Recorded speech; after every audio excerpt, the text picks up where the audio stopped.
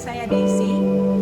Kali ini saya akan meringkas mata kuliah manajemen keuangan dari minggu pertama sampai dengan minggu ketujuh yang dibawakan oleh Profesor Roy Semel dan Ibu Ganda Hutapea yang akan saya paparkan melalui mind map yang saya buat. Manajemen keuangan merupakan upaya penggunaan dana perusahaan secara efektif dan efisien sehingga bisa mencapai tujuan suatu perusahaan.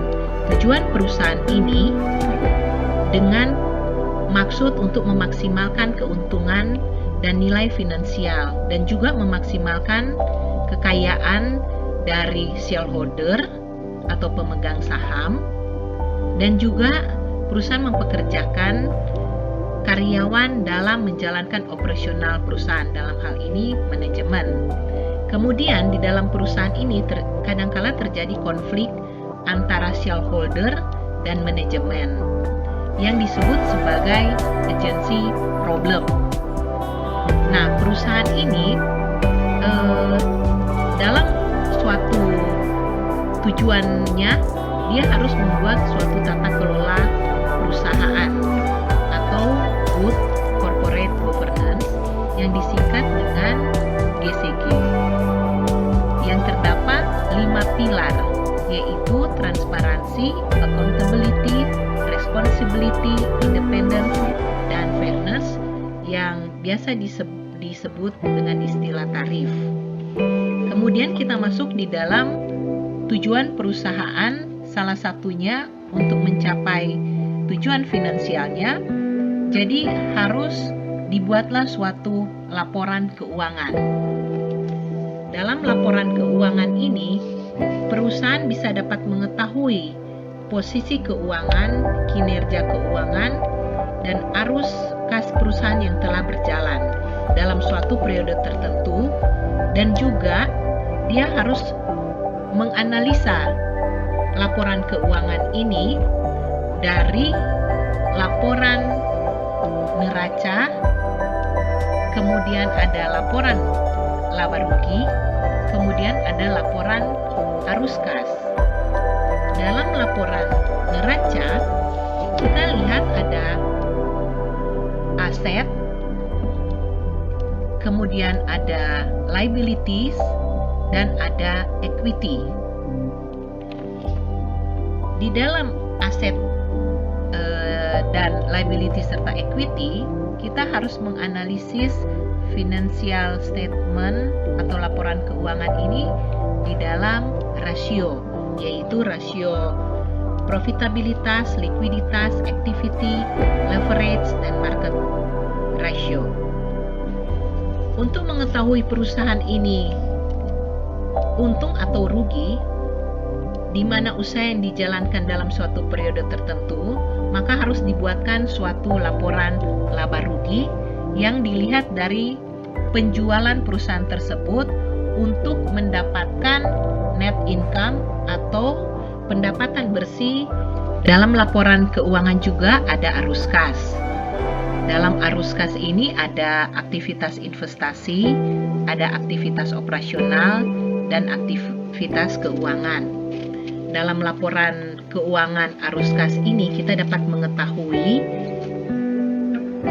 dana yang kita terima dan dana yang kita keluarkan di dalam kas atau investasi dan biaya-biaya operasional lainnya.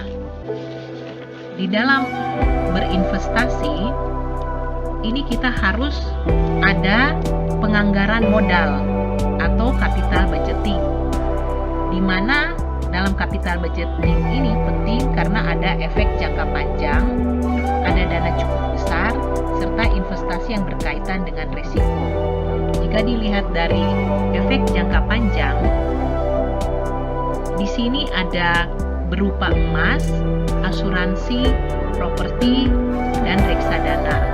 Reksadana sini ada bermacam-macam reksadana, tetapi saya akan mengambil di investasi di dalam saham. Apabila kita membeli suatu saham atau kita berinvestasi, kita harus mempunyai suatu strategi di dalam kita membeli atau menjual suatu saham yang akan kita miliki. Saham ini dia akan naik dan dia akan turun. Nah, disinilah kita akan melihat pada saat dia turun kita beli saham tersebut, dan pada saat naik kita jual saham tersebut. Di dalam instrumen saham ini tentunya ada resiko juga. Nah, dalam meminimaliskan resiko ini, supaya kita bisa dapat berinvestasi di dalam saham dan memberikan keuntungan yang maksimal bagi kita, kita bisa mengetahui profil dari investor tersebut. Apakah investor itu pasif atau aktif?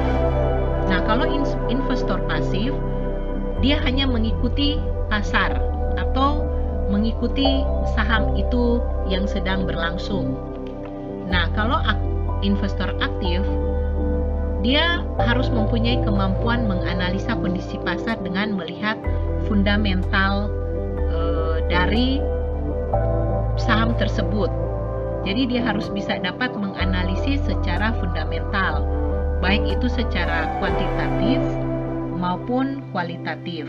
Kalau secara kuantitatif, ini dilihat dari kondisi pasar secara makro dan juga perusahaannya ini bergerak di bidang apa, di dalam industri apa, dan harus melihat sejarah atau keadaan perusahaan itu pada saat dia didirikan dan bagaimana perusahaan ini akan berlangsung sampai di masa yang akan datang, sehingga investasi saham yang kita ambil dari suatu perusahaan, kita akan yakin untuk membelinya atau kita yakin untuk menjualnya, sehingga kita dapat keuntungan yang maksimal di dalam kita berinvestasi di saham tersebut.